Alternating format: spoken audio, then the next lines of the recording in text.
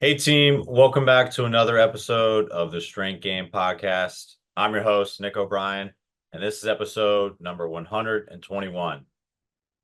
The Strength Game is a weekly podcast dedicated to discussing all things physical culture with the coaches, athletes, iron enthusiasts, and experts deeply embedded in the strength game on both sides of the profession, both as coaches and as competitive athletes.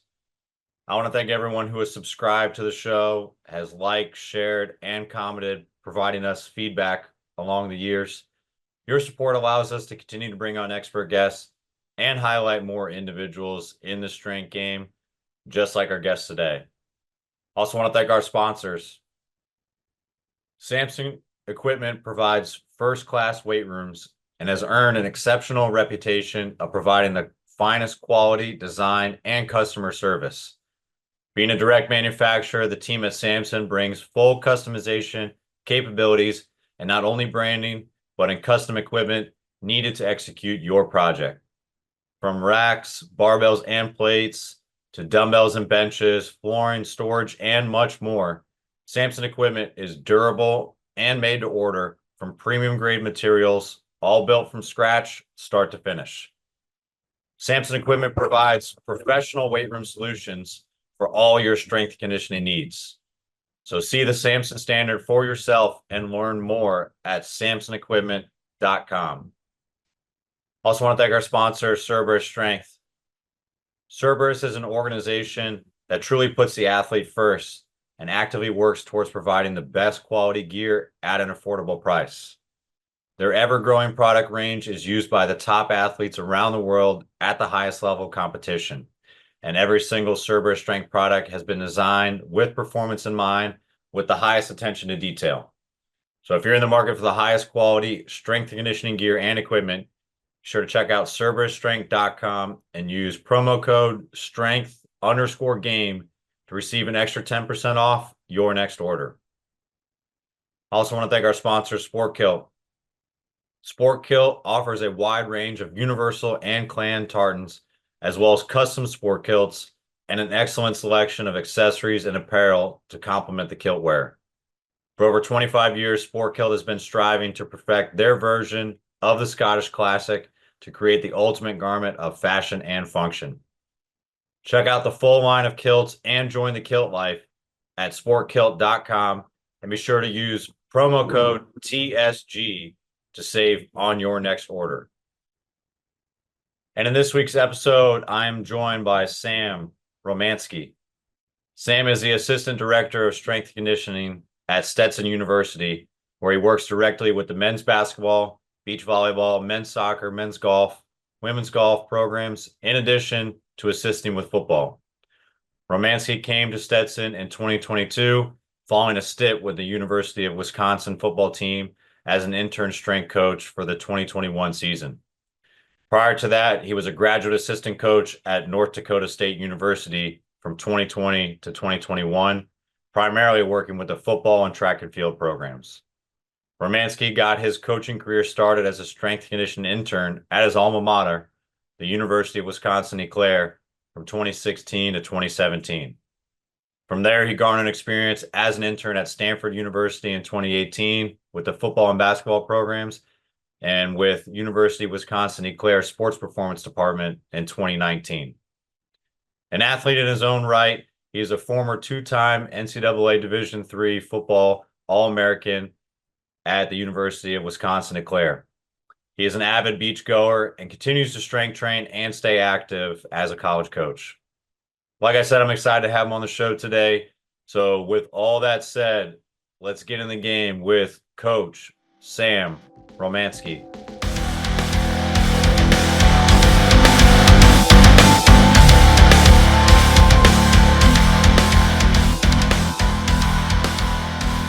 What's going on, everybody? I've got Coach Sam Romanski on the show today from another ASUN rival down a little south of me in Florida, but excited to get inside for a little bit, stay cool, and have you on the show today. So I appreciate your time, man. Nick, thanks so much, man. Appreciate you having me. Yeah, of course. Hey, let's let's get rolling right into it. I know we got talking a little bit before, and we kind of got introduced to each other, playing each other in beach this year, and had a good time. So I wanted to keep this stuff going. But really, let's get into the weeds of how you got started in training, lifting. I know you played college ball too, but how did it all start for you, and you kind of find a passion and love for lifting? For sure. Yeah, I'm still hurting a little bit from the ASUN Beach Volleyball Conference tournament. But my start, man, it was interesting. So I was in Wisconsin. That's where I'm from. It's where I grew up.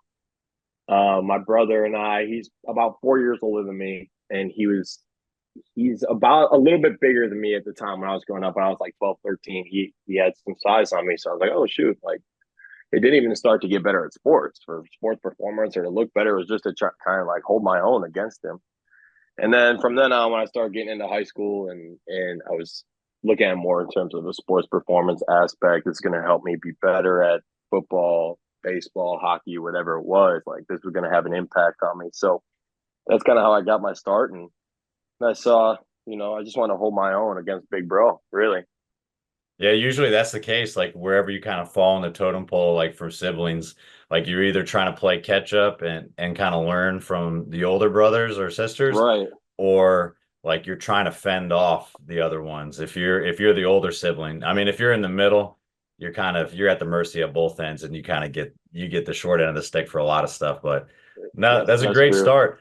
Hey, so how did that change kind of happen? I know you talked about it like it was just to kind of get better, like and keep up with him, but then it started kind of morphing into like sports performance and kind of getting ready for football. Like if you could take it back, like how and like kind of attribute it to something, like what changed as you started like training for high school and then like started getting into college and seeing like the benefits from the weight room going onto the field. For sure. I think that's just like a great question in terms of creating buy-in too, right? Like I started to truly buy into the sport performance and training aspect when I started seeing results and seeing my body change. I was like, oh man, okay, now I can really dive into this thing and try and learn it and try and do it right and try and maximize it. I was doing it for so long so I did an internship at Stanford University when I was in college, and that opened my eyes even more because I was always thinking more is better, more is better. Just I'm gonna go in there and grind like 10 sets of 10 on bench, 10 sets of 10 on squat, and just try and figure it out from there. Especially when I was in high school, and then you get exposed to a whole new training regime, a whole new training style, and then you start figuring out, oh man, I can still get this same kind of buy-in and results, and feel better and do this at a higher level, and I had results, and I think that's kind of what caused my interest and my mindset shift from going to hold my own to this will have a big impact on my athletic performance. Yeah, it's I think early in your career you can kind of pull off, even for your own training, pull off more is better a lot, and you can Mm-hmm. still get the results. I mean, it's hard to compute thinking that like, hey, if I'm the first one in and the last one out, and that person does 5 sets and I do six, all right, and then they do seven next time and I do eight, like I'm winning. And you don't realize until later on that like, hey, that shit kind of adds up. And Right, right. there's an optimal way you can kind of figure that out. And I know Stanford, I've had a lot of friends from that kind of era and like play in that place or actually coach and everything too. So like they were kind of really dialed in when it came to like volume intensity and like programming and everything too. It's one of those type of schools, and that program was like that. That must have been a super big change from like your kind of mindset early before you even got really coaching a lot to go to a place like that where like almost everything is accounted for. Because I know a lot of the coaches that come out of there, it's like it's very detail oriented. How big of a shift was that to kind of go from what you were doing back at your alma mater to go to Stanford and learn that system? It was huge, man. Just from seeing those high level coaches. So when I played college ball and high school ball, I had what was it, 6 different head coaches in 9 years, which I believe in a higher power and that God exposed me to that in order to help me develop my own coaching philosophy. But going there and seeing another head coach, but at an extremely high level, surrounded by really high level players, was everything. really helps. Like, the whole adage, like, it's better to be seen than heard. That was everything being an intern, and something that if I could go back to young me or young coach Sam, that's something I would definitely change is, dude, just be quiet and listen and take it in, you know? Everyone's like, oh, I just want to come and learn and be a sponge, but you actually got to own that. So I wish I would have owned that a little bit more, but the connections I made there and just being able to understand the attention to detail it takes to be at a high level. I was still playing at the time, so I had 2 years left, and I was an LB, or I was a linebacker. One of their linebackers who's still in the league now, Bobby Okereke. We had this thing they did like morning style mat drills, but a little bit different way, but same thing. But he had a class during it, so he had to go separate, and no one was available. So they're like, "Hey, man, you're still playing college football. You're a D3 college football player. You want to go against Bobby Okereke, starting inside linebacker for the Colts?" Like, shit, all right, let's do this thing. So we did. I specifically remember doing like 10-yard bite. He has a harness on, I have a harness on. We have to pull each other. I'm just getting dragged, and it's like, dang, like, you're not as good as you think you are, man. And every time that something like that happened, it would just, like, it would take my ego down, but also kind of increase the hunger, increase the drive to really dive in and learn to impact my own performance. But then I was looked to as a leader at my alma mater, so it was more so that where I really developed and was able to help everybody around me and kind of get them on the right attention to detail, paying the price, just focus on what really matters. Yeah, that experience has got to be like the most like that's like the ultimate form of application, like taking all the training and all the like principles that you're kind of learning about throughout school and then to be able to still play and kind of see what it looks like at an even higher level and start to try to apply those principles like from strength and conditioning into what you're doing, especially with like an athlete, like a freak of an athlete like that. That's Right. definitely got to like solidify exactly what you want to do. Like when did you kind of realize, hey, like strength and conditioning, kind of being a coach and practitioner is like the path for me? Was that kind of like set in stone before you went into college, or was there ever like kind of a person or like a moment in time that really like set you on this like career path? That's a great question. I think it was over time. When you're a D3 guy, you're a lot of grit, your natural athleticism is so, but it's not great. In Wisconsin, you're either playing at UW-Madison or you're going D3 because the D3 system is pretty solid for football, especially. And in order to get, I got some accolades and pro looks. And in order to get pro looks, like, shoot, I know I wasn't the most athletic guy, so I know sports performance and training and strength conditioning had a big impact on me. And so as soon as I realized I had a big impact on me, I said, dang, if I can do this being the kind of athlete I am, I can only imagine like the kind of impact it will have when someone's naturally gifted, naturally has a little bit more athleticism. And then you add this on top, dang, the sky's the limit, right? And so that's kind of what got me to that point of wanting to work with high level athletes, wanting to have a big impact on people who naturally have it, and then seeing how it can work together to make a super athlete. Yeah, so coming back from Stanford and kind of getting all that experience, like obviously you talked about you were still playing. Like maybe what were some of the big lessons like from your time either observing like football and everything, like them train and kind of the difference between that system and kind of your alma mater in Claire. Like what was that? And then like strength and conditioning, like what were some of the big pieces that you felt like you could easily take back and either implement with your team or implement with your strength program or just like with yourself as soon as you got back? Because it's kind of a cool uh barometer like to go out there and then come back and then be able to put all these things into place for 2 years. Like what kind of stands out for you from your time there that you immediately applied when you got back to Wisconsin? It kind of goes back to where we started. Like, the more isn't always better standpoint of the extra lifting, extra training. It opened my eyes to the standpoint of, dude, I need to do position drills. I need to get in the film room. It's not all about just the weight room. Like, obviously, this isn't the weight room. All weight room isn't translating to the field how I want it to. So I got to address another area. There's a big story that happened when I was there. it's like a 4-star defensive lineman. They were doing running, and he was dragging behind, and the head strength coach at the time. I mean, we're all there watching, and I'm the kid finishes, but he's behind the time. Like, hey, good job, man. And I mean, as an intern, you got to be careful. You got to pick and choose when to interject. And I was like, good job, man. And the head strength coach says, who's doing a good job? He's doing a good job. He didn't make the time, and so it kind of went on, and I didn't understand it. I didn't understand. I thought it's high school where everybody's just doing a good job, or middle school, everybody's doing a good job. You're doing great, man. But there's a standard to uphold, man. There's more to this. There are jobs on the line. There's positions on the line. There's jobs for the kids on the line too. They need to play in order to show their talent, to showcase their talent.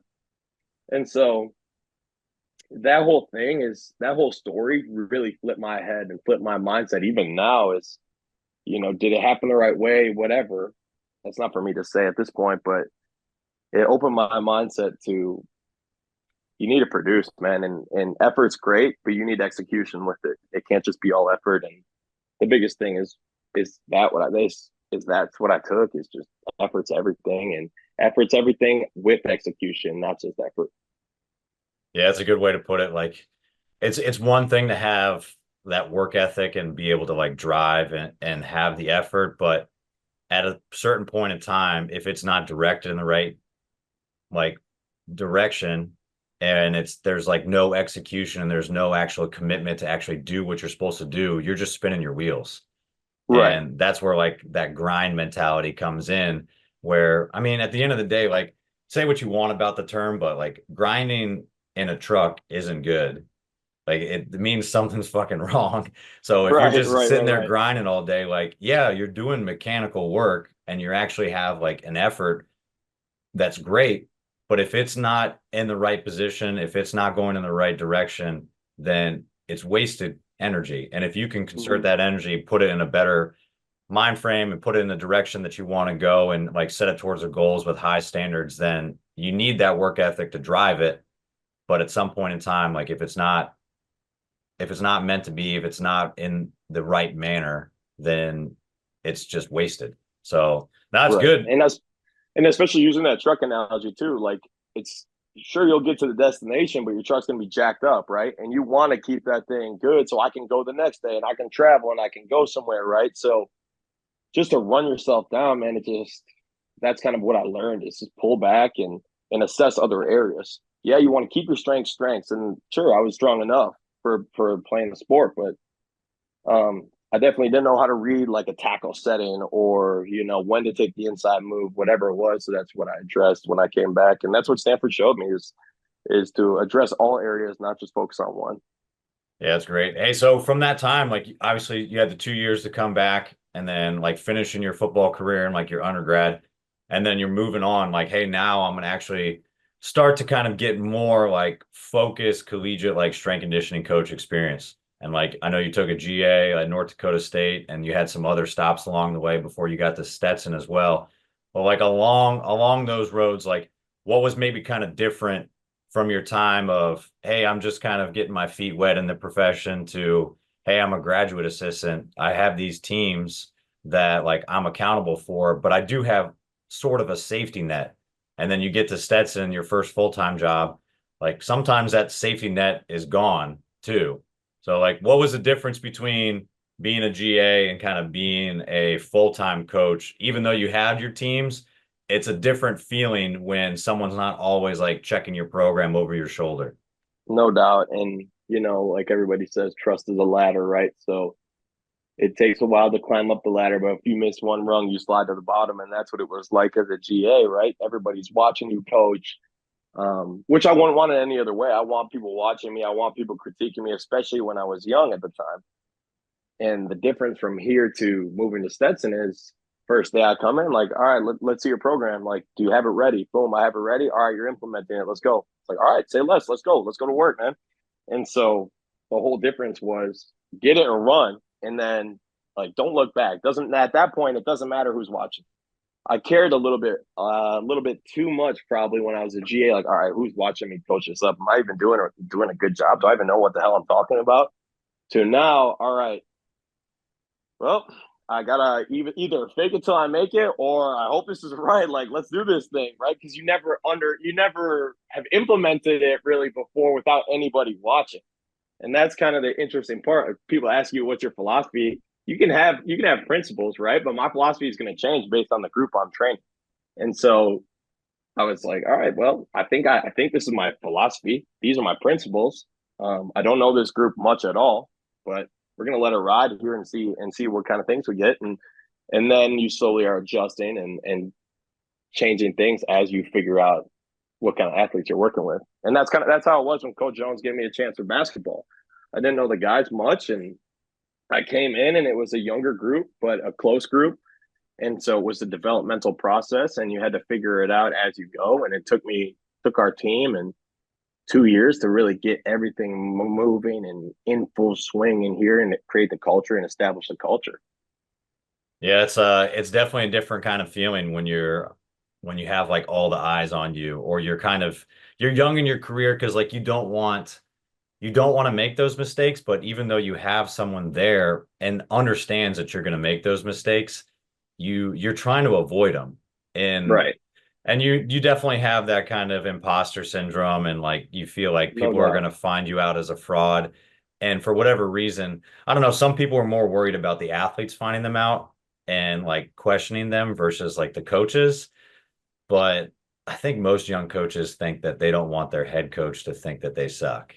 And like Right. Exactly. Oh, you for can sure, you can man. fake the athletes a little bit more because like you look the part, and like maybe your demeanor and like the relationships you have with coaches or with athletes when you're younger is like it's a little bit more buddy buddy because like you're close within the age. So like Mm-hmm. you can almost like pull the coaching shield down a little bit and talk to them like you're like teammates in a sense. But then when that head coach comes by, you can't bullshit them. So you're always like looking, Right. even though you really should just be embracing it and like going full tilt and making calculated but making smart mistakes, because if you've got a good quality mentor and like coaching staff with you, they're going to sit there and understand that, hey, you're young in your career. Like, let me help you with this. Like, is this really the best approach you could take? Like, how much feedback was like, what were you kind of looking for when it came to feedback and stuff like that? And then I know being a GA, it's a little bit different because you're always getting it because you almost have to check in with your program or you're assisting with Right. other programs. But now it's a little different too. Like, how did you get feedback then? And now being by yourself in a sense, like how do you kind of seek out like critiques and comments and stuff from coaches when they're not necessarily like at every single session? That's funny because every coach you work for is going to have their own way about um, addressing what's wrong or what they think is wrong or perceive your flaws. The way I like it, the way I would like it done from most aspects, especially when I was a GA, would be the coach. This is wrong, and here's why. Same way you address a freshman when they come in. You can't just start screaming at the freshman because they don't know better. And once you know better, you can do better, man. But a lot of these freshmen, they don't know any better. So let me pull them aside. Let me talk to them. Here's where we're messing up, fellas. But then if you do it again, then okay, chew me out a little bit, man. I totally get it. You told me once. I understand. I understand how I can do better. But that's how I get feedback now. Is my boss is amazing at it. He pulled me in. He's like, "Hey, I would do this, this, and this. Try this out." And hopefully, I'll listen and I'll try it. And if I don't, he'll be like, "Hey, why didn't you try it?" And then slowly, we'll figure it out and we'll come to a realization on what the best way to go about something is. Yeah, you got to have some leeway, especially in the beginning, because they don't know what they don't know. So a lot of times, like you're going to get athletes in, especially freshmen or maybe coaches too. Like all you know is like the experience and all the things that you've had up until the point where you currently come in. They're Mm-hmm. pretty oblivious to like how you're going to coach or what they're expected of you. So like if you're just blasting away from them from the get-go and like telling them all the things they're doing wrong and not actually like being mindful and like cognizant of the fact that they just don't understand it yet. Right. And you have to meet them where they're at, and you need to come in and like explain those things, or all they're going to think is, one, I don't want to be yelled at again, so I don't want to make a mistake. And if I don't want to make a mistake, I should probably just hide. And that's the worst kind of reinforcement you want to have with a player in the weight room, Exactly. because most of them don't like it. And chances are, like we talk about what you do in the weight room trying to translate over to what they're going to do on the court or the field. And if they do that stuff in the weight room, they're going to try to hide potentially on the court too. So you're just reinforcing bad habits if that's what you're going to do and just completely ruin their confidence in the first couple of weeks. For sure. It all carries over, man. And it's selfish and impatient. And shoot, and I haven't been in this profession very long, probably 5 years ish now, but it's something that I noticed myself, unfortunately, getting into where I have to check myself and be like, hey man, just be patient with these kids. They're 18 years old. They don't know any better. A lot of them have never been in a weight room. So it's super unfair for me to start yelling at them and without even talking with them, without even explaining why we're doing something, how we're doing something. So it's something that I constantly need to check in with myself, which is great. Yeah, how do you take that? How do you take that approach? Because basketball is year round. So you obviously get to work with the athletes like pretty much like 40 something weeks out of the year. And you can have a lot more contact with them just based off the rules and kind of a lot of basketball coaches in like Division 1 or at practices, they sometimes break up small groups and everything. So you can have more individual, like personal conversations with these guys. But if you're doing that all the time and now you get a new group of freshmen that come in, not only are they like a year plus behind, but you're kind of feeling each other out and they have a lot of catch up to like actually get to the point where they're up to speed with everybody else. So how do you kind of like take a practical approach and like bring those like new guys up to speed into like what you guys are doing with the team and your training program? Or you just kind of throwing them right in with the other players and letting those players kind of coach them up? Like, what do you kind of do to bring them up to speed? That's a great question, man. And that's one that I asked my one of my mentors the other day before we started our summer session, because everyone says you can only coach someone to the depth of your relationship. Yes and no, for sure, right? But you can't change your standards or your culture. If you're a championship culture, if you win a championship and you have a championship culture, you have to keep it in place. And hopefully with the portal, you have enough guys staying around that are culture guys and can carry on that culture to the new group of transfers or freshmen. Right now, we have a lot of older guys that came in, a lot of older transfers that came in, and only two freshmen that are coming in, right? So these guys are grown men, and they were in systems that, whether it's a Power Five school or a true mid-major school. So it's getting them to understand how we do things. So bringing those guys in, the transfers and the freshmen in for an orientation. This is how we squat. I know you squatted at X school, but this is how we do things here, and showing them the exact way how I like things to look, and then giving the leeway for your culture guys or guys that are coming back to coach them and train them and help them into it. Like, hey, Coach Sam he might not like that, man. Let's try this. Let's try it this way, and show them the way, and giving them an opportunity to coach each other. Today we brought them in, and I grouped them up. I tried to go freshman, transfer, and an older guy that's been here, a vet, and I let them create their own program with exercises that we've done, or maybe not, that address their weaknesses. So I'll bring them up. I'll say, all right, guys, present on your weaknesses first, and then tell me how you're going to address them, right? We had guys in here that programmed like hang cleans at the end of the lift. So I'm like, all right, boys, here we go. Let's talk about this really quick. One, we do Olympic like regressions. We have yet to do a full hang clean, and you're a transfer, but hey, man, good for you. Like, let's see how it looks. Let's move it to the front, and then let's see how it looks. But letting them own the program, letting them take the program while still understanding the culture and the standards and expectations of how biomechanically I want things to look. And that's kind of how we do it. We do a orientation, assessment. We assess them, and we build from the ground up. Just regress the progress and figure it out. Yeah, I like that. I think that's a good approach to, you want to give them the kind of personal attention and bring them up to speed, and rather than just kind of throw them in the mix of everybody else. Sometimes it's really hard, or the time's not really there for you to like have that availability to really kind of separate the ones. And you want to be real strategic too with how you separate the group, because it's a team For sure. atmosphere, but you also know that they're just getting to be part of the team. So they really don't know the expectations or standards or how we do things. And you don't want them to just kind of get lost in the shuffle and learn things the wrong way or bring stuff in that's not necessarily part of the team, because that could have a bad effect when it hasn't been addressed and you kind of pull them out and then introduce them. But getting the group, I think, together to actually have some of the vets coach them up and provide them feedback, then it doesn't seem like it's being like dictated to them and like, hey, Right.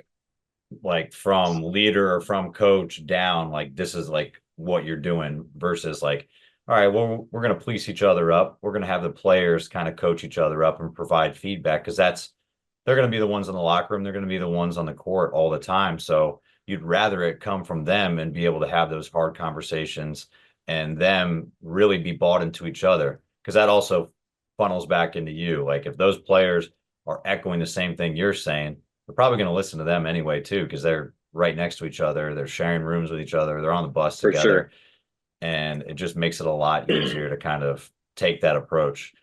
Hey, Right. And if the head coach, the players, the strength coach, and the assistants are all echoing the same message, it's definitely going to funnel down. People are fighting for the culture, which is huge. yeah, I mean, anytime you can get everybody on the same page, and like Right. even if it's if it's the same message but it's said in a different tone, or it's said in like a different order of words, whatever it is, Mm-hmm. like the more that kind of gets echoed, the more that kind of gets pushed down to everybody. Like you're all pulling the rope in the right direction, and no one's kind of lost at all. So it's a great way to kind of approach that stuff with it. With like the success, especially like we'll talk about basketball for a second, like with the success coming off of last season, like winning the conference and everything, like how does your approach maybe change like with the program, or like how you address the team? Like it's a different team when you come in, but whether it's a successful one or a not successful season, like does your training program change if at all, or is it no matter what, you could win the national championship or you could lose every single game, and no matter what, it's a new team? Like how do you kind of put that in perspective for guys that might either like carry over what happened last year or be like Right. super like lost and driven by what happened last year or didn't happen? For sure. No, one of my favorite books is Legacy by James Kerr. And it says when you're at the top of the game, change it. When you're at the top of your game, change it. And it's not like I'm making wholesale changes, but it definitely changes with the group and changes with the guys. And we got a bunch of transfers, so it's unfair that don't know my system very well, right? So I got to change my system in order to adapt and meet them where they're at. And sure, this is something I've noticed kind of as I'm adapting and getting older in the profession and being around teams is my big rocks will stay relatively similar, but the little pebbles, that's where I'm kind of diving into now, the intricacies of, all right, so we got a freshman, he needs to do X, Y, and Z. How can I dive deep into this rabbit hole on how to help him? I'll teach him the big rocks like I teach everybody else. But how can I address his weaknesses in a different way than I did in the past? Because we didn't have a ton of freshmen last year that had this issue. So my little rocks are changing and adjusting, but my big rocks will stay relatively similar with the groups as things go on. Yeah, I like that. I mean, it's it's not the same team, but you can build off what happened the previous year or be motivated Mm-hmm. by it in a way and kind of use that as a reminder. But you're dealing with all new pieces, you're dealing with a different type of culture. Even if you implement, like you throw one more transfer on or you take someone out, like the dynamic of the team definitely changes. But No like doubt. in the weight room and kind of the message that's coming down from you and the rest of the coaches, like you said, the big rocks, like the main things are still going to stay super similar, because those are the pillars that you're going to ultimately build the program off of. You're just Right. dealing with different pieces and throwing different things in there to complement the main stuff, so that you can kind of create, either try to build off the culture you had before, sustain it in some sort of way, but make it their own for the new year coming in. For sure. And I mean, explain it to them, right? This team has a lot more length than last year's team had. So they're going to be better at pulling. So let's keep that strong, but we're going to need a little bit more pressing, right? And just kind of figuring out different ways after you analyze and assess the team where your weaknesses are and and where you can address. And you're right. Every year you tell the team there will never be another team like this one, and it's true. Whether it's plus one guy, minus one guy, it's always changing and it's always evolving. And understanding how the team meshes and where you fit in as a coach, as a strength coach. It's cool. You're almost like a big brother in a sense where I'll call your ass out if you're not doing the right thing, right? But at the same time, you can put your arm around them and they can tell you something that's really bugging them, and they can come in your office and break down. And especially with hoopers, especially college hoopers, man, it's hard for them to be vulnerable. So you as a strength coach showing some vulnerability and getting them to a point like, oh man, hey, coach is being honest with me. He's telling me the truth. He's really about that. Okay, I'm gonna come and talk to him. He'll understand. He'll be able to kind of give me some advice or just show me some love. Sure. And they giving them that comfortability and just your place. Where's your place? Where do you fit into the team? Because it will change every year.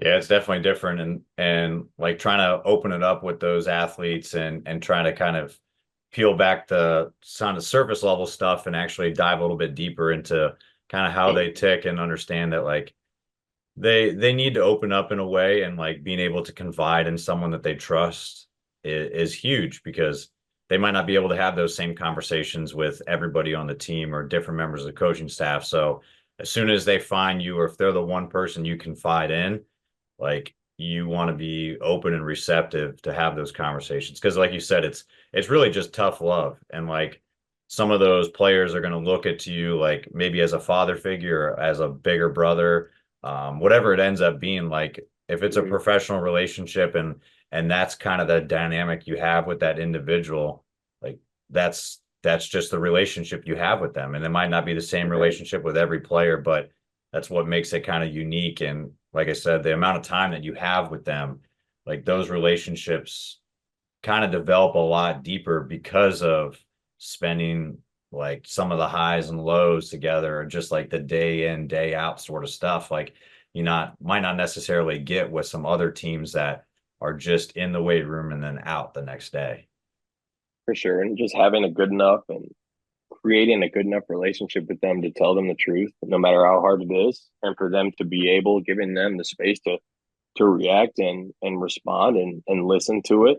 And then, then it's on you if you like their response, or if you think their response is misguided to respond. But just having them be able to listen to the hard truth and react, and knowing that they can, one, listen to it and react to it, and knowing it's not coming from a malicious intent is everything. And that only comes through obviously creating relationships and trust and buy-in, all the things Definitely. that are huge. Yeah, those are definitely big. Hey, so kind of shifting gears a little bit from like coming off your college career, like kind of wrapping up playing football and everything, like you got right into coaching. But like what kind of shifted for you training wise? Like what did you kind of go from? Like did you try to hold on to that football dream and keep training like a football player like through your first couple years like as a GA, and then getting into like Stetson and everything? Or like how's your training evolved like from college to this point in time to like what you're doing now? Well, at this point in time, I'm doing the program I'm doing for the guys for the summer. I'm just a couple weeks ahead of them, just so I know I can kind of adjust. And the thing is, I played hoops until I was like in eighth grade, and if you're in the Midwest and you're not playing hockey in the winter, you're wrong. So that's what I did. And now that I'm kind of diving into basketball, it's something I wanted to do. Like I want to try the basketball program and like hoop on my own just to see how they're feeling in a sense. But and then working backwards, I've just generally where I've created an intern, have done the programs that I'm coaching. It has helped me. It's kind of a pain in the ass, but it does help you understand what the guys are going through and how they're feeling. And it's like, dang, these guys are redlining the hell out of these guys, man. Or wow, this is good. This is a good program. I like this. Feel here. I'm getting better here. I'm getting worse here, and it helps you create your own mindset as to what when I'm a head guy, when I have a chance to implement this is what I want to do. And so that's kind of what I've done. When I was done though, man, I was still thinking, oh man, give me a year. I still got a year. The XFL, you're just like you're checking you're checking the websites like, oh, USFL, XFL, there's gonna be new leagues, man. I'm ready. And then no, it just didn't work out. So but it was fun while it lasted. Hey, sometimes just stay ready anyway, just in case Yeah, that never right, gets called right. up. Hey, who You never knows? know.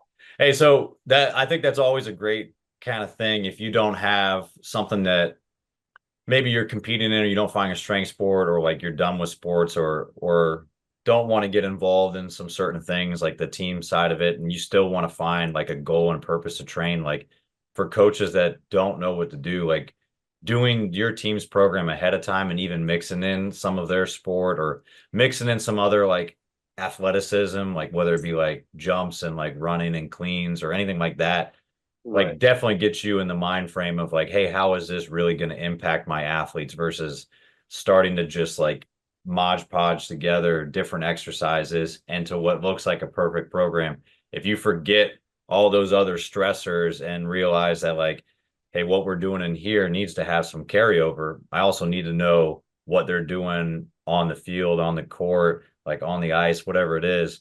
Like you need to factor that stuff in. So by you going out and doing that is super helpful. So then my No question for doubt. you is, have you got out on the sand a little bit too? Because Oh yeah, I did actually when I first got here. I played a little bit, and then dude, man, I actually I'm gonna put in Danny Ball this like for a Friday or a weekend. But in terms of my beach volleyball game, I don't know, man. We should set something up though. We'll have to talk to other ASUN strength coaches and see. That'd be good. That'd be good. Kind of flex on each other and see where we're at. yeah, I'm gonna need some practice, but I know Yeah, right. I No know I doubt, know man. the girls always rag on me for getting in there. And then the hard part is I don't want to get smashed in the face by like the other coaches that played like professionally and in Oh college yeah, they're too. legit. And the thing is, dude, like there's weird injuries with beach volleyball. Like your body, that's why you got to train the human side for all these sports, but especially for that, their like heels will be on their head, like bent backwards. Like there are some weird human injuries that's like in beach where at the same time, like I'm not trying to sell out for a ball and then like I don't know, man. That just could be risky. Yeah, I don't. That was my fear, like diving for something and just like not knowing what the surface felt like, and I just scorpion myself Yeah, over. scorpion yourself. That's the word I was looking for. Yeah, Yeah, that would hurt, man. I don't know if I have that in me anymore. I know. I don't know if I do. It's super interesting, like when you kind of get a new sport, like you talked about it, just getting in there and kind of getting a feel for it. Like, I mean, going in and seeing how they practice, but not only that, like kind of getting involved some of the drills and get a feel for it. Like I remember when I did, and I picked up beach this year was the first time I had them, and then just trying to pick their brain and like understand it. I was like, you guys call me out if I ever say something weird because I've had Right. indoor volleyball before, but even like the nuances between those two were very different to me. And like I tried to take that mentality from the court and like how their movements were and Mhm. just put it in the sand, and it wasn't the same. Like that's got to be kind of a similar feeling for you, I'm sure, because you go from a court sport right to the beach. And Right. yeah, some of the movements are similar, but you're in a different surface, you're wearing different equipment. And then like football is the same way. You put cleats on in the grass and you're cutting differently too. Like, well, how do you kind of like factor that stuff in or like stay aware of maybe like surface type, like from basketball shoes on the court to cleats on the grass or turf to like barefoot in the sand. Like if you add in conditioning elements and speed and agility stuff, like how do you kind of keep that aware? Because those are three completely different services. And then from No doubt. you playing hockey like that, you throw that in the mix, even though there's not much hockey except for the NHL, Florida kicking everyone's ass. Yeah, that's a uh, good point. how do Well, how do you balance I that think it's stuff? an exposure thing, man. I think it's slowly progressing an exposure thing. Yeah, exposing them, even exposing our beach girls to some core stuff, but just being smart on the volume, but then keeping the main thing. Like I'll bring basketball guys outside on Fridays and we'll go barefoot and you can feel the ground and stuff. And but I'll be really smart on I'm not going to run them on concrete. I might run them on grass from time to time, so it might be a little bit easier on them. But in terms of sand work, I'll stay away from that for the most part. I'll get in there sometimes, but not often. But just being really smart on what I'm exposing them to, and if I'm exposing them to something new, I'm not jacking the volume up because the volume spikes. So what ends up kind of affecting them in the long run. Yeah, I've always wondered that. And like I always in the off season like to mix some of those athletic things in with For groups. sure. The ones that let you, or the ones that are like coaches that are more, I would say, like, I don't know, not old school is a bad way to say it, but ones that are pretty aware that, hey, a better athlete makes a better X player, Hmm. especially like at the level we're talking about. Like it's not Power Five schools. Like you've got some athletes that are super talented, don't get me wrong, but you're also not to the point where you're so specialized and you have such a large training background and you're just talking about like the smallest sliver of improvement.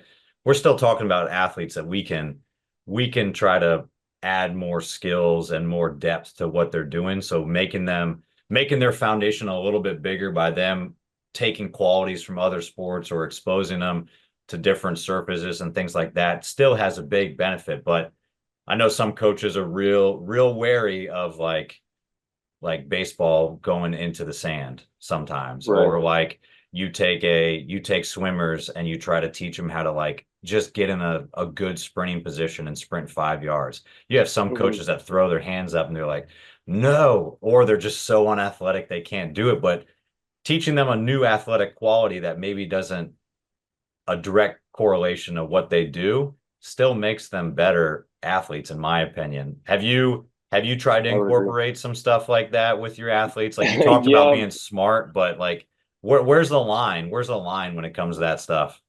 Yeah. Something came to mind where I had Brewers the first year, man, and we were on the field warming up. I was just warming them up before a lift, and I was having them do pogos, like just low pogos, moderate pogos, then building up to high, and just watching them do it. I was like, all right, we gotta get some. We got to get a little bit of exposure here to something to jump in or just like a little bit of something just for like my benefit too, so I can see these guys do something athletic and just like not saying their sport's not athletic, but just something different than their sport.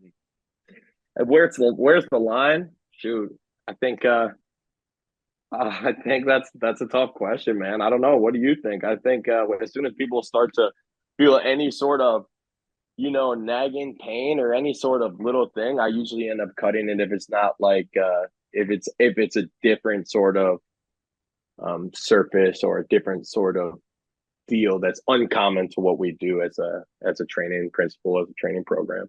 Yeah, I know. I think I agree with that too. My hard part is always like you take athletes that are competitive and especially like if they're talking trash to each other, you put them in like a competitive environment, you split them up into teams and you do something that's slightly away from what their sport is. Like, yeah, you definitely increase the chance of injuries there. Like if I take my beach players and we play like soccer, all right, Oh this yeah, they're might gonna go super hard. They're gonna they're go gonna so go hard hard, but for like sure. now, like what I do all the time when I try to like implement those things with teams like in the off season, I'm super wary of the rules. So like I always just like shrink the field, change the rules, Yeah, I limit was the just saying that. times and Right, stuff like that, because then they can still be competitive, but I don't want to put them in positions where they're not used to on the surface they're not used to in a fatigue state.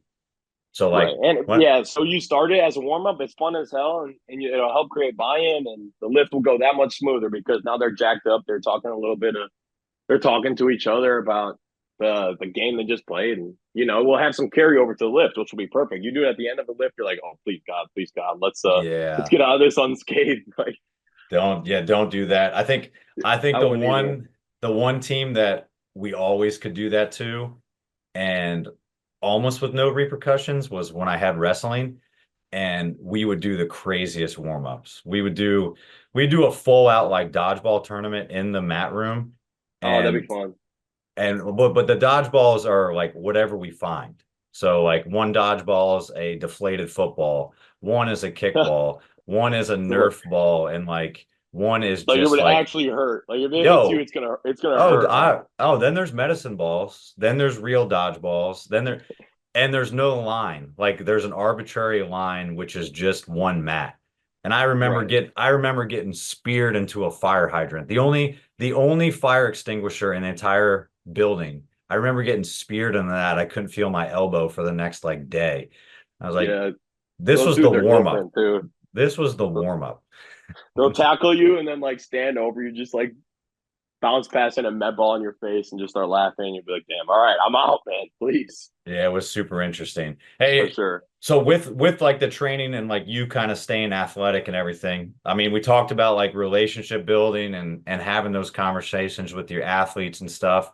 And then by you doing the program and kind of staying ahead of the curve and understanding like, hey, this is how I feel. Maybe this is too much for the athlete. Like that's a great way to kind of approach it.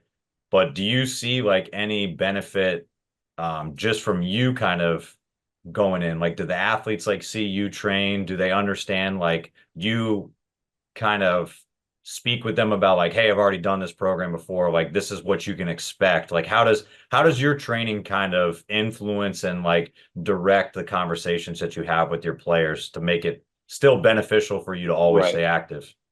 For sure. Great question. So with me doing the program, I also have like little goals in between. So my goal right now is to get decent, semi decent at dunking a basketball, 6'2", long reach, so I'm like close enough. So just taking videos of me trying to dunk a basketball, and it's like automatic, like, oh, nice, coach, I see you working. And I'm like, okay, well, thanks, man. Just little things like that that will help create buy-in and be like, all right, I know, hey, today's gonna be a tough day, man. I understand, right? I've been diving down the rabbit hole a lot because I've been listening to podcasts of these strength coaches. The way hoops is going in general is, especially at the bigger schools, these strength coaches are now being titled assistant coach and strength and conditioning coach. And I was listening to a podcast where a guy's like, yeah, I mean, he was kind of ragging on if you didn't play high school or if you didn't play college basketball, high school basketball, like how are you going to be a basketball strength coach? And I mean, I was kind of like disgruntled by it a little bit because you feel personally attacked, and I want a good athlete, man. I want someone that understands basketball, understands what the sport is, but I also want these kids to be good athletes. So I want a guy that was a good athlete. Like I'd rather have a guy that grinded his way to a look versus a low level like college player. So it's like our low level high school player. So there's a difference, right? I just want the good coach that was a good athlete and loves this and has passion for it. And anyway, kind of got off track there, but I'll like dunk and just try and keep up with them in weird ways. And the other day I was at practice. I'm just trying to like they're going rip throughs. I'm trying to get pokeaways and steals and just kind of be around them and show that I'm working on the same stuff they're working on helps. Yeah, I think just being around them and doing those sort of things at practice, like yeah, you're not going to be able to go back and play that sport like at that level. Like, okay, I played baseball for 1 year in middle school, and I would try to set up people on third base so that I could hit them when I was a catcher because I thought that was the coolest thing you could do in baseball. And then come to realize like that's not the game, and Right. that's why my parents put me in hockey the next year instead. Yeah, So no doubt, man. it was No doubt. short-lived, but yeah, you're always gonna get some players that are like, you just don't know what I'm going through. Like you didn't For play at sure. this level. Like you don't understand, but you can't go back and play every single sport. I'm never gonna be able to play women's field hockey. So Mhm. if you're gonna judge me and say I can't be a good field hockey coach because I didn't play field hockey or I didn't play at that level, it's an unfair statement because we're training qualities that make you what type of player you want to be. We're training athletic qualities and like physiological things that can benefit you for your sport. But Right. you can make up a lot of ground and you can kind of build some kind of coaching credibility by going out and understanding their sport and being involved when they're at practice and learning like the terminology and seeing how they move and then trying to replicate it themselves. And that should build enough if you're a former football player and you played a couple years of basketball going in and trying to dunk, like that's I mean, that's the new strength coach thing. I think everybody that has basketball is like, I want to learn how to dunk. I got to learn how to I dunk. know. I know. It really is, man. It really is. Everybody is. Hey, but I Yeah, think it's a just good being at thing. practice though. Being at practice is everything, man, and just showing that you care and talking. having a good relationship with the assistant coaches too, to be like, hey man, explain this. I have no idea what this defense is. What does corral mean? Just little terminology, because some terminology is different, but from schools it's the same thing. Hedge recover, stuff like that, where some schools may say it a little bit differently, but it's the same thing.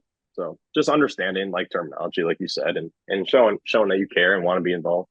Yeah, I think that's huge too. Even if it like you're not going to go down and like write that stuff down necessarily, or try to put whatever it is like, oh, we're learning hedging like for lacrosse, like we're going to learn how to slide this way. Like you using the terminology is super helpful when it comes to like whatever the sport is.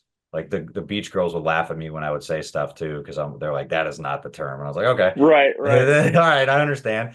But being able to like put stuff into context with them when it comes to the weight room and maybe use It's those everything. terms or conditioning, and kind of like as soon as like if an athlete sees that you're going to put a drill in and it looks like a transition for basketball and it's conditioning based in a conditioning session with no basketballs present, and if it clicks for one of the players, are like, wow, this actually makes really good sense, like I do this when I play, like then they start to For sure. correlate what you're doing has a direct relationship and benefit to what they're actually going to do when they're playing in a game. For sure. Like beach volleyball, you start on your stomach by the neck, get up, run to the back. Like, okay, this is gonna simulate a peel. Oh, great. Okay, I'll do this. Right. And it gets automatic buy-in. And I mean, not all the time, but it should help. And in respect too, they're like, okay, this guy watches, he cares, he watches our games, he knows what he's talking about slightly, and he wants to be invested. Even if you use the wrong word and the wrong describing word for, say, a beach volleyball change of direction, at least you're trying, man. And so, like, you'll have some respect there. Like, oh, and especially if you already show up, then you just forgot the word or you used the wrong term. But like, you were there, you were watching, so you get credit there already. That you wanna be involved. You want to understand and be on the same wavelength as other people that are involved in the sport. Yeah, building that credibility, I think, is huge too, because it goes a lot of way psychologically to the athletes to show that you're invested in them more than just what you're doing in the weight room when you're trying to get stuff out of them. When you go and there's no really like MO, you're almost selfishly going to learn about their sport and like, but at the same time, they feel like it's great because you're going out there to like support the things that they're doing. You're not just only trying to squeeze more out of them or ask more things of them. Because I think that's what a lot of athletes that end up only seeing you like for small parts of the day. And it's hard based off what school you're at and like what your schedule and how many teams you have. But like if you're able to see them outside of it, you're not one of the people that are always asking them for things. Like they're going to be Right. asked to do whatever, like community service stuff. They're going to be asked to do homework. They're going to be asked like to do extra work and stuff. When you don't have to, when you can go to practice and you can kind of show up and not ask anything of them, but just kind of be there to observe and everything, it's got to be some sort of stress taken off their shoulders. And it's probably exciting to have more people around that are just genuinely interested in what they're doing and want to find a way to give back and take some of that off their plate. For sure. I mean, especially when you have five, six teams, and it's hard for us to do anything like that, to get out of, where you're at in the weight room or where you're coaching, and do something simple as just watching and hanging out and spending time outside of your domain and in a little bit different area that makes you uncomfortable. That's good. It shows that you care. Definitely. Hey, so when it comes to like actually trying to improve yourself, like working on your programs and kind of going to practice and doing all these things, like what are you kind of doing or looking forward to like learning like this upcoming season? Like, is there favorite resources or people that you kind of lean on for stuff, or is there like certain courses or like certifications and stuff that like really piqued your interest and that you want to add to your tool belt like for the next upcoming year? For sure, man. It's a great question. I got a couple. I want to get more well versed in nutrition, but as you know, at small schools, it's challenging to find resources too, and I personally don't have the resources yet to pay for something like that myself. So I want to do that, and I also am interested in being a licensed massage therapist. I think that's a next. That's what I'm looking into next. Um, in terms of personal development now, one of my one of my good friends. I'm actually staying up his wedding. His name's Rich McLaughlin. He's a strength coach for the Hawks, and I'll send him my program. So I'll be like, hey man, just bet this. Tell me what you think. Like, give me your honest opinion. And he's always like, I don't know your group, man, but here's what I think. And he'll give me really good feedback and something I can do with it, you know. And that's been huge. Just asking people you trust for feedback on your program and just where they see flaws and what they like too. And he does a good job of not like making me feel too bad about myself and a good job of being like, this is what I like too, man. So just having other people you trust go through your stuff and attending conferences with like-minded individuals and just kind of talking shop with them like we're doing now, right? And seeing I'll learn more by, I know it's a podcast and we're talking, but I'll learn more from just talking with you now than or even before than I will sitting at home doing reading or something like that. So I'm more of a that's how I learn. I'm more talking with people, talking with like-minded individuals that want the same out of this. They want to make an impact. They want to keep moving forward, keep progressing, and they want to win. So that's where I'm at in terms of my continuing education and what I'm looking to do in the future. Yeah, I like it. I mean, I enjoy these conversations and stuff too, because even if we like know each other or kind of have an idea of like how you program or the type of athletes and stuff you work with, things of that nature, like even me communicating those things to you, which you might already know, like it forces me to think about what I'm saying, and it forces me to kind of go through my philosophy or like the principles that I'm working with or what my program looks like and actually like articulate it. And like even in doing that, sometimes you catch yourself and like, wow, that is not what I should be doing. Hey, I could do this Right. better. And it like you're talking about sending like your buddy programs and everything and having them vet it, like having an observant eye and having someone objectively kind of look at what you're doing, even if you're not putting the context into it, like that's super helpful. Because I think a lot of times when you're like in the weeds and you know your team super well, like sometimes you can miss like the forest for the trees and get too like bogged down in the minutia, and then you're doing like the most random stuff when you give a program back and be like, bro, you haven't done any lower body dominant movements for this Right. whole cycle. Like, what are you doing? You're like, well, Yeah, exactly. my guys are running too much. He's like, I don't care. Like, Right. you don't realize that stuff until you actually have someone else look at it and be like, hey, don't give me any context. It's a basketball team and you're at this point of season, like create a program and then like give me some feedback on it. I think that's great to have people that are willing to give you like objective and honest like critique and criticism about what you're doing, and then to have open honest conversations like this and like be able to share with you like, hey, what you're doing. Like we play each other with some of our teams, we're in the same conference, but like Right. there's so many factors that go into like being successful as a team. There should be no reason why we can't have a conversation about, hey, what are you doing with your team? What are you doing with your team? And then like be able to make some progress on our own side. And then when we square off, we'll shake hands and we'll talk shit about each other. But when the game's over, No then doubt. everything's fine. No doubt, man. And we could have the exact same program but run it two completely different ways. But I think the biggest thing is being able to share what has had a positive impact and honestly what's had a negative impact on your performance, on your team's performance. And just and it's all about humility, man, and not having a big ego, right? It's like sharing your program and asking for feedback from someone is what we used to do as interns. So why don't I do it now? Because I'm too proud to have someone like tear me down, and because I've been doing this for 5 years, I'm not gonna think that I know that my program is perfect. And the minute I do, I'm probably way wrong. And like everybody says, in 6 months or in a year, if you don't look back at your program, you're like, what the hell was I doing? Then you're probably doing it wrong. Because as soon as you stop searching for constructive feedback, stop searching for new ideas, people to enlighten you on certain subjects and diving down rabbit holes, I feel like that's when you get beat. And, and it's all about just continuing to progress and continuing to push forward, especially in a conference like ours where you got to go out and you got to do it yourself a lot of the time. And um, love the Atlantic Sun, but you gotta grind and you gotta love this thing in order to continue to progress, and especially with continuing education. So you really have to be all in on it and all in on the profession, and that's kind of what I've noticed.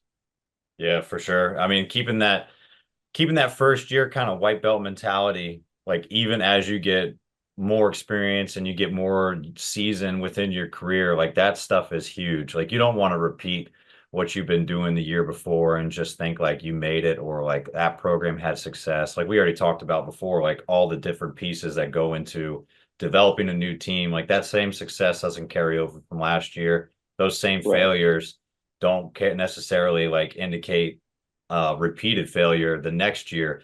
But if you feel like you're too proud and you can't actually go out and seek someone else's advice and get critiques on what you're doing or get honest feedback, like you're probably going to be you're going to be more short-lived and your career is going to come to an end a lot sooner than you think because you Mhm. can't have that mentality in coaching. You can't have that mentality of like you made it. Like, hey, this I've got no room to improve anymore like in this profession. It just doesn't work like that. And like you said, to your point, just always kind of seeking that feedback and finding ways to progress, even at the top. Like you're not going to be at the top for very long if you don't think that there's something you could have done better the year before. Right. And it's cool when you meet people like that, and you're surrounded, your circle, your tight circles, people like that. One of my mentors is at a Power Five school, and I was like, one day I asked him, he was trying to help me accomplish something. And one day I asked him, I was like, well, hey man, why are you so nice to me? Like, you don't have to be. You're at a huge school.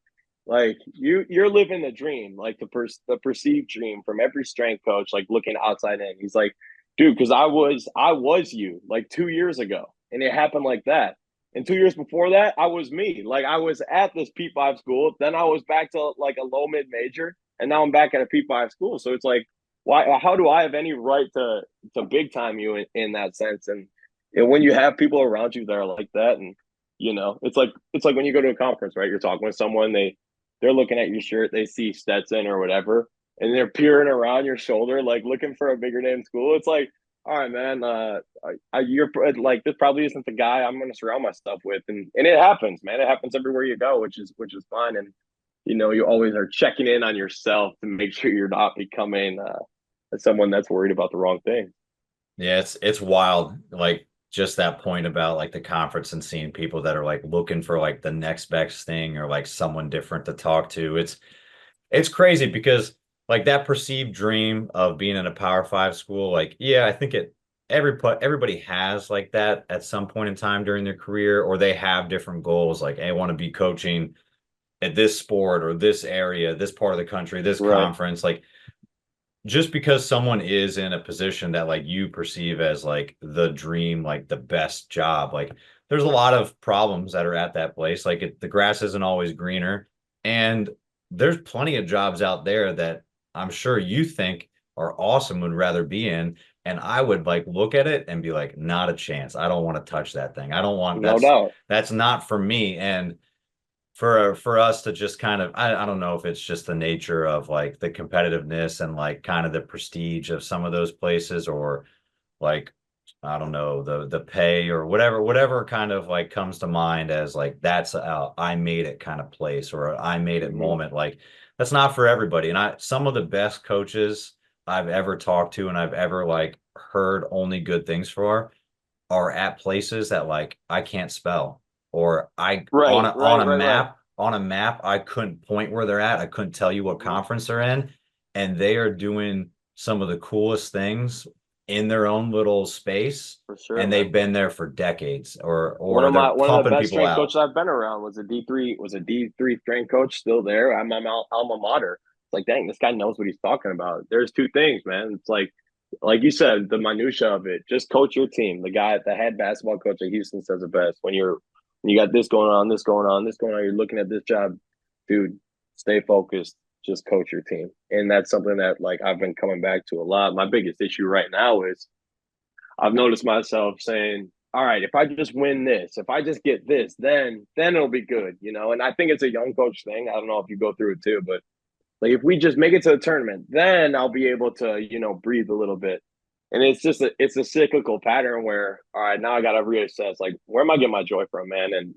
And what truly matters in life too, because you let it take over your life. And people are like work life balance. Yes, I understand that, but as a coach, it does inevitably end up kind of becoming your life. These people end up becoming your family that you work with, especially smaller teams. So for me, it's just, where do I find my joy, and how can I get out of that cyclical mindset of, all right, if we just make it to the NCAA tournament, then this will happen, then this will happen. No, dude, like, relax, just coach your team and enjoy the process along the way. Yeah, I think you said it right there too.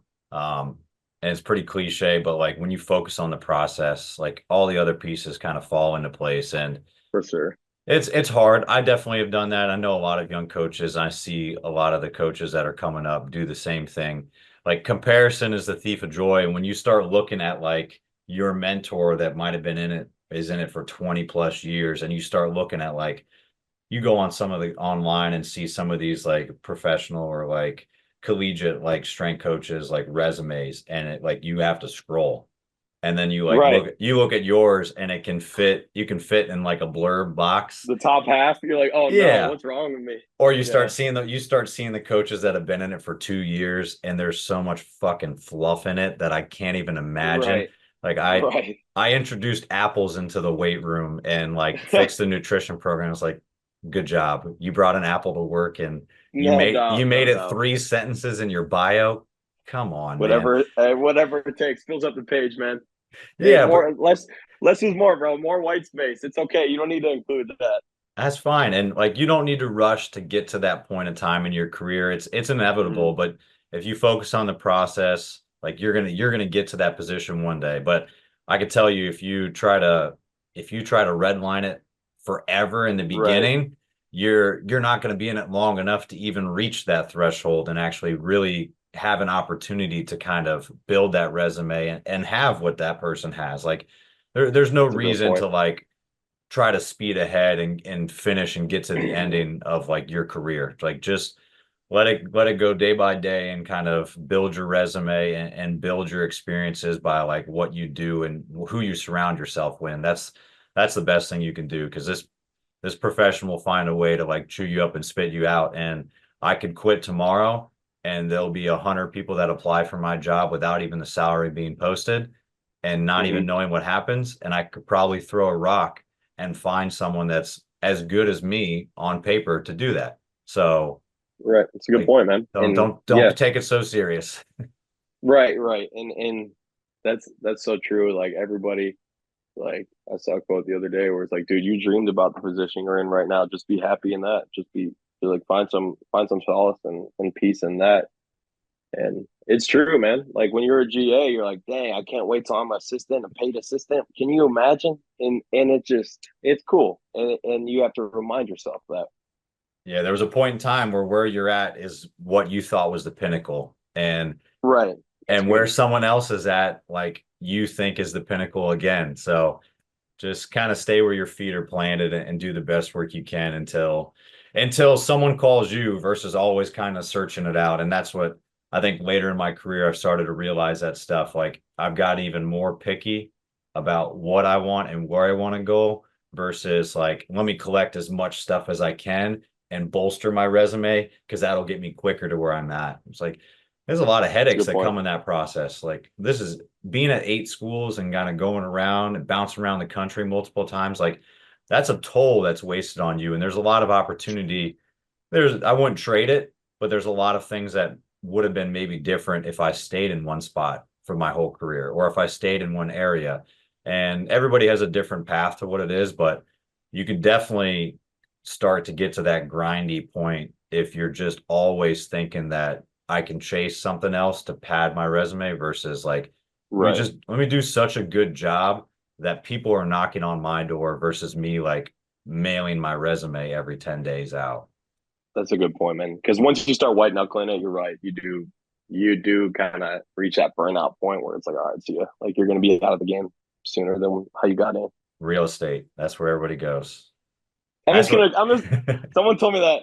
You know what? If this doesn't work out, I'm just gonna sell real estate. I'm like, all right, man. I don't know if it works like that, but if you say so, dude, good luck. I don't know. There's 4 athletic trainers I know from my past school that are all in real estate. I don't know where strength coaches go. Um I don't know. I don't know where the kind of big conglomerate of them as soon as they retire go, but there's got to be a market out there for them, but I don't know, Yeah, man. there does. There does. I don't know. Hey, so like any good training session, we end the show with a finisher. So I got four Love it. quarters, four questions, and overtime for you at the end. But you can go rapid fire. You could take your time on any, but you ready? Perfect. Let's go. Hey, first one, biggest influence in strength and conditioning. My Stanford roommates when I was an intern, who are all doing much better than me, and they're all good friends of mine. So Thomas Gesser, Richard McLaughlin, Trevor Sackman, they're all doing their things. Ricky Davis, who's the head strength coach for the Calgary Flames, just guys that took me under their wing because they were all older guys, and I was 21 and had long hair and was still playing college football. And I I was struggling. I didn't know what to do, and they're like, "Dude, what are you doing here? One, two. All right, if you actually want to do this, you actually have to know something." So they would put their arms around me and show. So those guys, I feel like I'm forever indebted to them, and they've been my biggest influences when I was just starting out. I would say those guys. That's awesome. Hey, so when you're not in the weight room, you're not kind of training, or you're not like taking a Saturday up with me to talk. Hey, what are some of your hobbies that you're kind of doing that aren't strength conditioning related? I love to go to the beach, man. I've never really lived close to a beach. I'm from Wisconsin, so I guess the closest we had was lakes. So being close to the beach, when I first moved here, I was like, I'm gonna be the first Wisconsin guy to be a pro surfer. Like, dude, you're 25, but like, let it ride. I kind of got away from that, but that's kind of generally been my thing. I go to the beach and I just like to hang out there. All right. Hey, so if you weren't coaching, I know we joked about real estate, but what do you think you would be doing as a profession if coaching wasn't an option for you right now, or you weren't doing it? Oh, I think, hmm, a great question, man. Honestly, the first thing that came to mind is I would move to the beach and be like a parasail boat driver or like a banana boat driver and just kind of just vibe, just vibe out. All right. That's for sure the first one that Dude, I've heard for I that. know that's random. I know it's random, but I mean, I don't want to give you a cliche answer like, oh, I would, be a real estate agent, which would be cool, like to own property, but you gotta have some sort of finance, unless you take a 3.5% FHA loan. I mean, I guess you could do that, buy a duplex, half and half, and we could dive down that rabbit hole, but that's a whole nother thing. And there's better podcasts, but there's big podcasts for that kind of stuff. So that's not our kind of realm. Maybe Um, maybe houseboat real estate or something. that would be cool. I would live on a houseboat. I would. I would. Let's do There we that. go. All right. Hey, just spinning the wheels. I mean, we're close enough to the beach that We're getting it's there. an option. We are, Hey, man, and I love being at the beach. So probably something close to the beach. I think it'd be cool to own a restaurant or to own something on the beach and um, just kind of see it every day. That'd be neat. awesome. Hey, so if you're setting up an ideal training day for yourself, all right, you got your program all squared away. What music is playing, and when it's all said and done, like what's the best post-training meal after that session? Ooh, what music's being played? Probably like Jay Z or Kanye or Migos. Those are my three like that I'll listen to right now. That's kind of been in the rotation, and I get it's old school. It's like 2010 rap or 2000s rap, and I'll play it for the guys, and they'll be like they want the new school, like the Little Babies or whoever. But I'm more of an old school rap kind of guy right now. And then best like with no repercussions, chicken wings probably. If I could just max on something, just a bunch of wings. My favorite food to go to. What's the go-to flavor? Dry rub, like barbecue, lemon pepper. What are we talking? I'm on a honey barbecue kick. Honey barbecue and garlic parm. I just can't stand my own breath after the garlic parm. So it's kind of a thing. You got to know what you're getting, man. You know what you're getting. I gotcha. Hey, so last one I got for you for overtime. Like, what is, in your opinion, kind of the most valuable piece of advice you've received? And if you want to share from who, it doesn't need to be strength conditioning related, but kind of the one thing that keeps you motivated and like kind of keeps you driving, pressing forward. That's piece of advice. I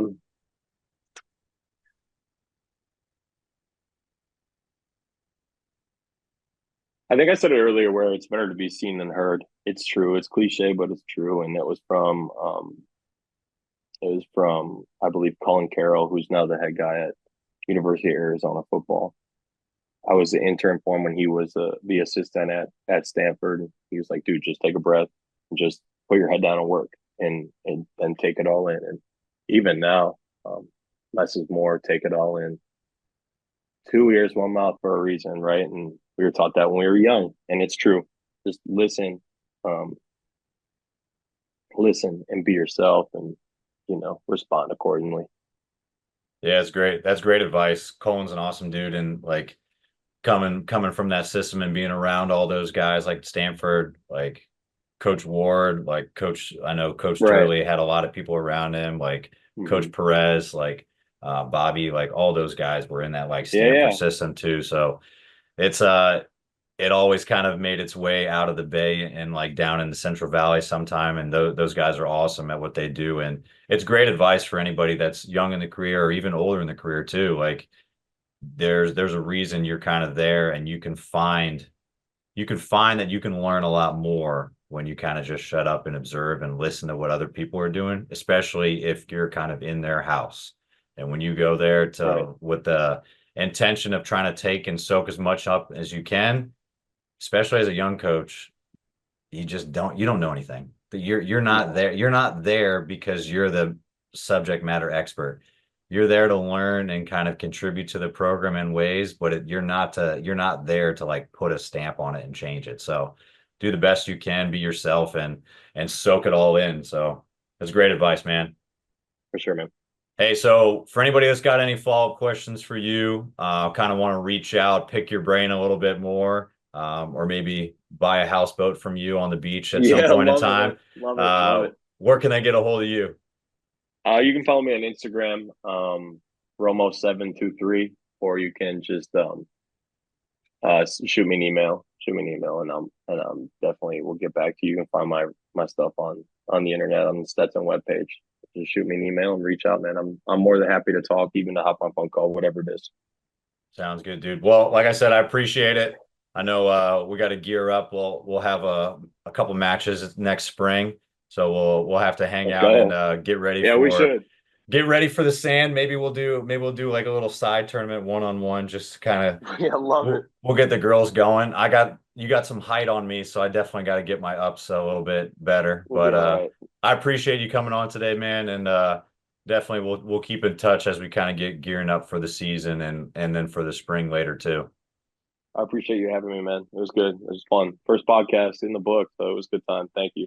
There we go. Hey, man, you're a natural, so appreciate your time, dude. We'll talk soon. All right. Sounds good, brother. That's it for this episode of The Strength Game. Thank you again to this week's guest and to our sponsors. Be sure to connect and keep up with our guests at the links in the description below. Remember to subscribe to us on Apple and Google Podcasts, Spotify, or your favorite podcast provider to stay up to date on all future episodes. Also, check us out on YouTube and CoachO'Brien.com, where you can find all the video versions of these episodes, as well as show notes, episode schedule, and much more. Comments, ratings, and reviews are always welcome and appreciated. Thanks again for tuning in, and be sure to join us next week for another great episode of The Strength Game.